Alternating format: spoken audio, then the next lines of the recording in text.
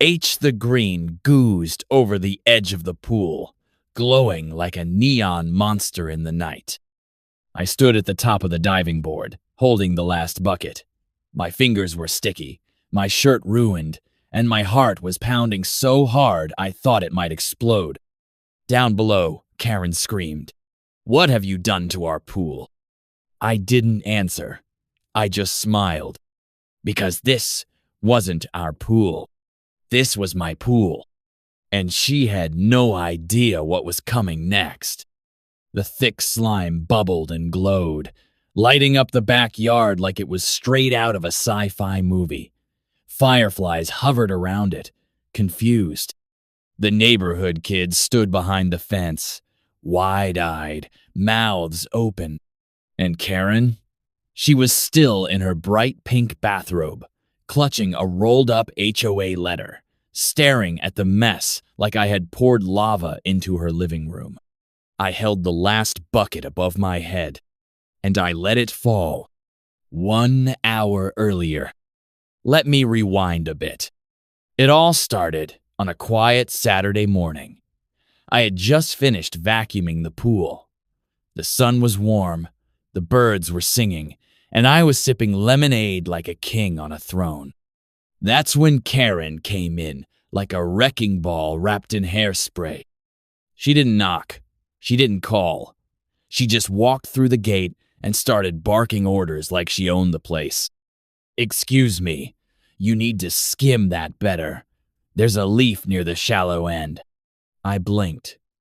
"Hi, Karen. That's not your leaf or your pool." She narrowed her eyes behind her oversized sunglasses. "This pool is part of the community. It belongs to all of us." I nearly choked on my lemonade. "No, it doesn't," I said, trying to keep calm. "This is my backyard, my pool. I paid for it. I have the receipts." Karen pulled out a rolled paper from her robe pocket like she was a magician. "HOA rules. Page 32. Any visible water feature, over 10 feet long, must be available for community use during daylight hours." I took the paper. I read it. And then I laughed so hard I snorted. "That rule is for shared lots. This isn't a shared lot, Karen. You're thinking of the pool 2 streets over." But she didn't care. She marched to the patio furniture and sat down, like she was ready to sunbathe. I stood there, stunned. I had heard stories about Karen, the kind of lady who once wrote a 2-page complaint about someone's grass being too confidently green. The woman who got mad when kids laughed too loud during recess. The same woman who once measured her neighbor's Halloween decorations with a ruler and fined them for being overly festive. And now she was claiming my pool as community property. I could have called the HOA.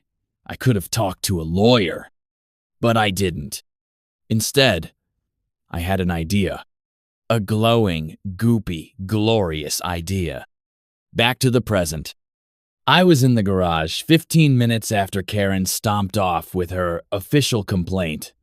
She said she'd be back in an hour with a meeting of the Neighborhood Water Feature Committee.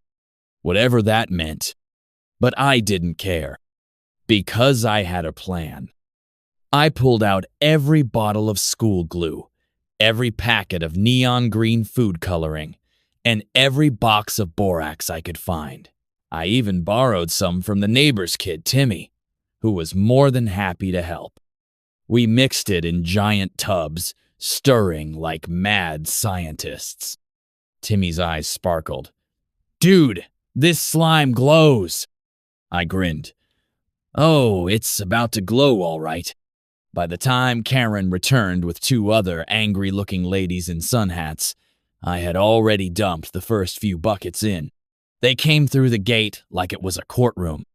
"Mr. Peterson," the taller lady said, "we have reviewed the documents, and we agree this pool must be." That's when she saw it. The glowing green slime, floating where the crystal blue water had been. Karen gasped. "What is that?" I said nothing. Just picked up another bucket. And that brings us back to where we started. Me, on the diving board, holding the final bucket. The neighbors watching, the slime glowing, and Karen screaming. But this was just the beginning. Because when the slime started moving, really moving, we all realized something. This wasn't just a prank. This slime had a mind of its own. Karen shrieked and stumbled backward as the slime in the pool shivered. Yes, shivered. It wasn't from the wind. It wasn't from a breeze. The slime rippled like something was swimming underneath it. The glowing green ooze pulsed, sending tiny waves against the edge of the pool like a heartbeat. Thump, thump. What? What is it doing? One of the sun hat ladies cried, stepping behind Karen like she was about to use her as a human shield. I was still on the diving board, frozen mid-step.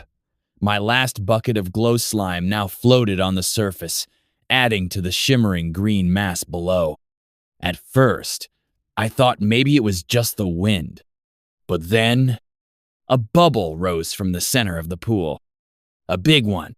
It stretched wide, like a water balloon about to burst. It shimmered with green light, then popped with a loud glurp. And then something poked out. At first, I thought it was a leaf, or maybe a ball.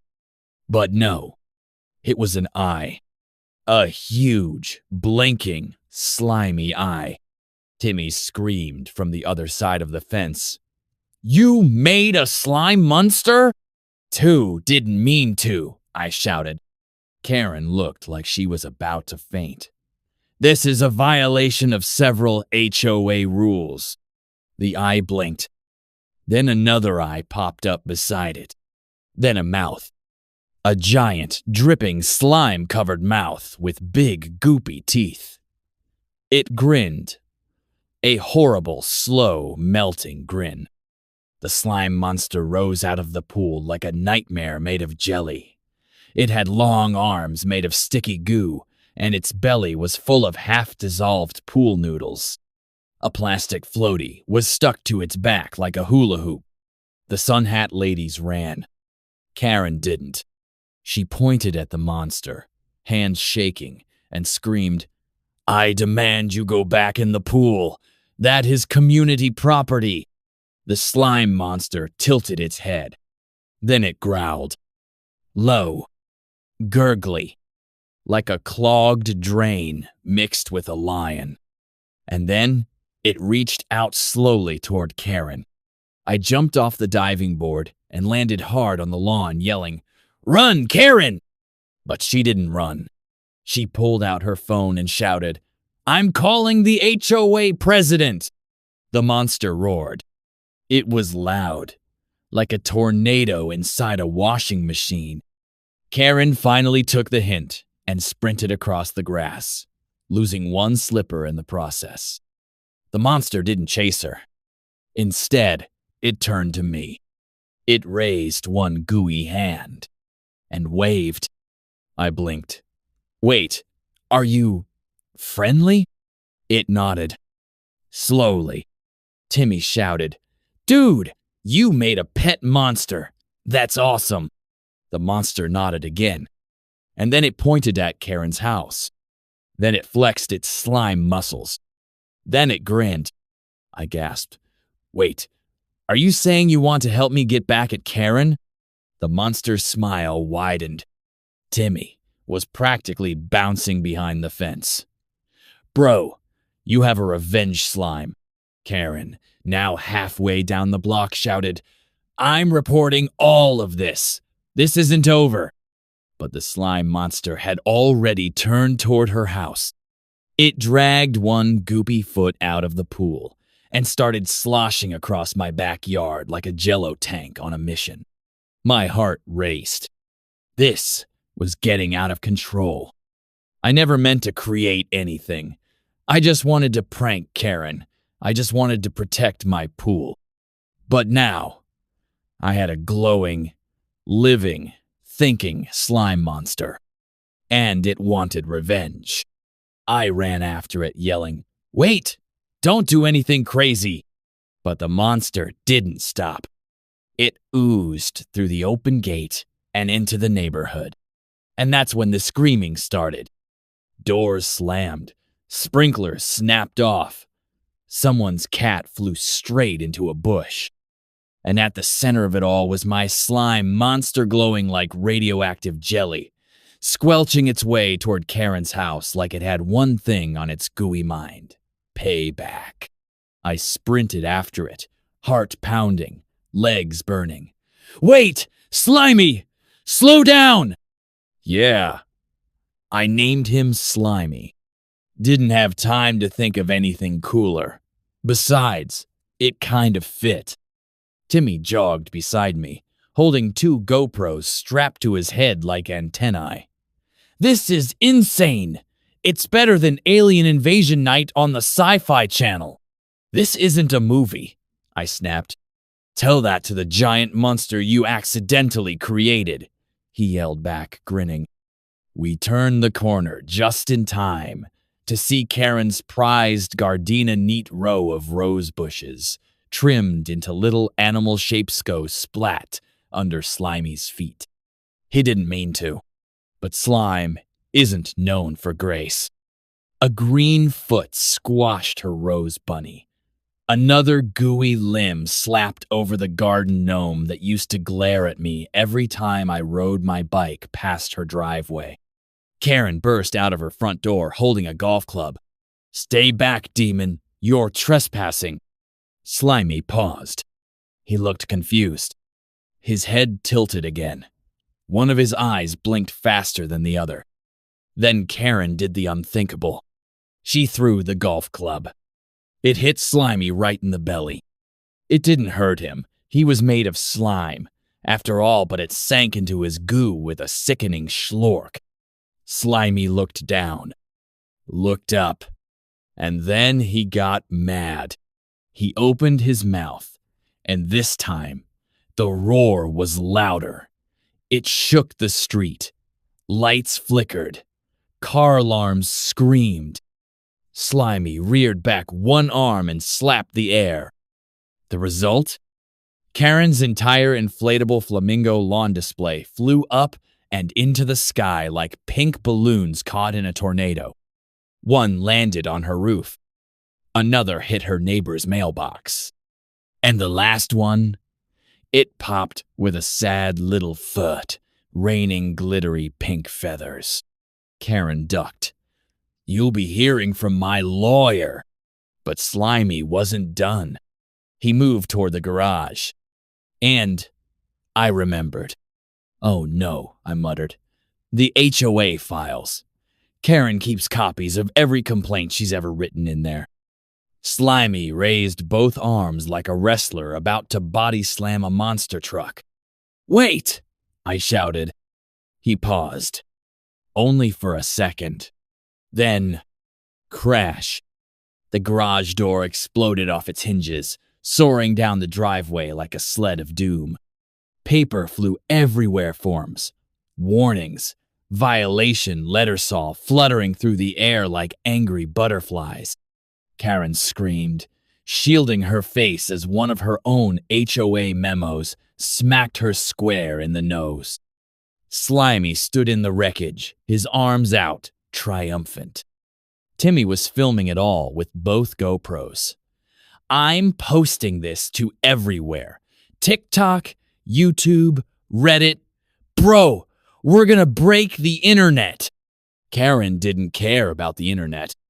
She cared about control. She got up, wiped a feather off her lip, and marched forward. "That's it. I'm pressing charges.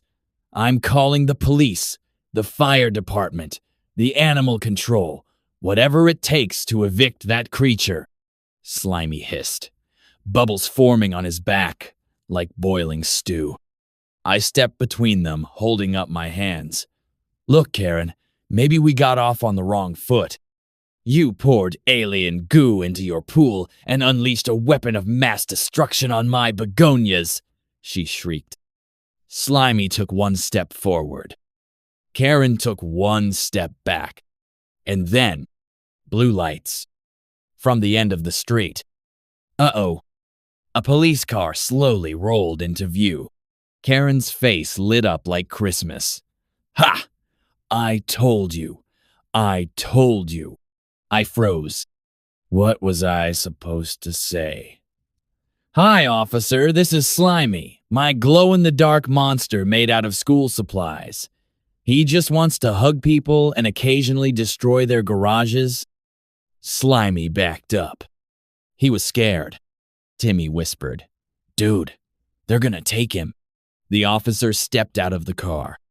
Hand on her radio. Karen ran up to her, pointing wildly. "It's him! And that! He made that creature, and it's attacking the neighborhood!" The cop looked at the slime trail on the street, the bent mailbox, the puddle-covered lawn. Her mouth dropped open. "What? Is that thing?" she asked slowly. I opened my mouth to explain, but before I could say a word, Slimy turned and ran, or rather, splorped, fast, down the street, toward the woods, toward the dark. Karen yelled, "Get him! Don't let him escape!" The officer called it in, but it was too late. Slimy was gone, into the trees, vanished. I stood in the street, slime still dripping from my shoes, my heart heavy. He was gone. But something deep in my gut told me this wasn't over. Not even close. Slimy had disappeared into the woods, and the neighborhood was in chaos. The HOA held an emergency meeting, blaming me for the destruction. Karen was furious but weirdly quiet. She didn't scream like before. She didn't demand my arrest. She smirked. Something was off. A few nights later, Timmy and I snuck into the woods with flashlights, hoping to find Slimy. That's when we discovered slime tracks still glowing, leading deeper into the trees. But we weren't the only ones following them. Karen was there, wearing black clothes, carrying a cage. We watched from the bushes as she set up strange machine tubes, tanks, even jars of more slime. She wasn't trying to catch Slimy. She was trying to make her own. That's when we realized Karen had known about the slime all along. She had used the HOA rules as a distraction. She wanted to control Slimy, to build her own army of glowing monsters. We tried to sneak away, but the ground trembled. And from the shadows, Slimy returned. But he wasn't alone. He brought friends. Different colors, different shapes, all glowing, all watching. And Karen? She just smiled wider and said, "Finally." Slimy stood at the front of a glowing army blue ones, purple ones, orange and pink slimes, all jiggling, blinking, pulsing with strange energy. Some were tall like trees. Others rolled like giant jelly balls. One even had wings made of translucent goo that flapped slowly, lighting the leaves like stained glass. Timmy whispered, "Dude, Slimy brought a squad." I could barely breathe. Karen stood across the clearing, hands on her hips, her face lit by the greenish glow of the slime army. She didn't run. She didn't scream. She laughed. "I knew it," she said, pulling out a remote with blinking red lights. "The slime formula worked better than expected. You think I didn't know what you were doing with that pool? I let you do it. I wanted this." I stepped forward, heart racing. "What are you talking about? You acted like you hated the slime." Karen's eyes gleamed. "Of course I did. I needed to fool the HOA. Fool you. But now?" She turned to her machine tubes of swirling neon goo, generators humming. Now I make my own. Controlled slime. Oh, approved. Trademarked. Weaponized. She pressed a button on her remote. One of her slime tanks hissed, and then it hatched. A giant red slime slithered out, twice the size of Slimy. Its body sparked with tiny lightning bolts, and its eyes were angry. Its chest had a glowing patch shaped like a stop sign. "Meet citation," Karen said proudly. "The first in my line of enforcement slimes. With this one, I'll control the neighborhood. No more barking dogs, no more garbage cans left out, and especially no more you," Timmy muttered. "Lady's gone full Bond villain." Slimy growled low. The other slimes tightened around him, forming a wall of gooey defense. I could feel the air changing thick, tense, electric. Citation let out a deafening screech, and then it charged. Slimy met him halfway. The two collided in a splash of color and chaos, the forest glowing like a rave in a blender. Slimy slammed a glowing fist into Citation's side, but the red monster absorbed it and struck back, sending shockwaves through the trees. All around them, smaller slimes battled Karen's controlled slimes crawling out of tubes, fighting Slimy's free ones.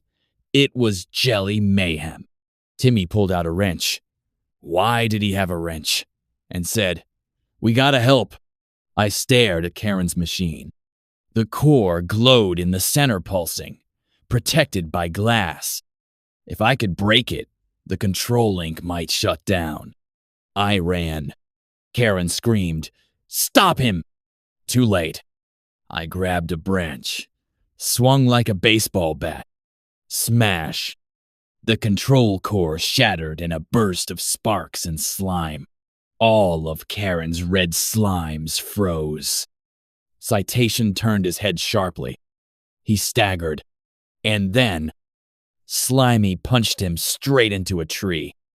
Citation melted into harmless goop. The battle stopped. Karen fell to her knees in the mud, shrieking, "No, my HOA empire. My perfectly color-coded apocalypse." Slimy turned to me. He was hurt goo bubbling where Citation had hit him, but he smiled. I smiled back. Then he did something strange. He held up his hand, offered it to Karen. She stared, confused, hesitated, then slapped it away. Slimy just nodded, as if he expected it. Then he turned to me, and I knew. He was leaving. He'd won his battle. But he didn't belong in this world. Not anymore. The other slimes gathered around him, pulsing softly. And just like that, they vanished into the forest. Back into the dark. Back into wherever glow slime monsters go when the war is over. That was 1 year ago. The HOA never talked about the slime battle again. Karen? She moved, said she wanted to live somewhere less radioactive. I still keep a glow stick by my window, just in case Slimy ever comes back. Because even though he was made of glue, food coloring, and a little too much imagination, he was my monster. And he saved us all.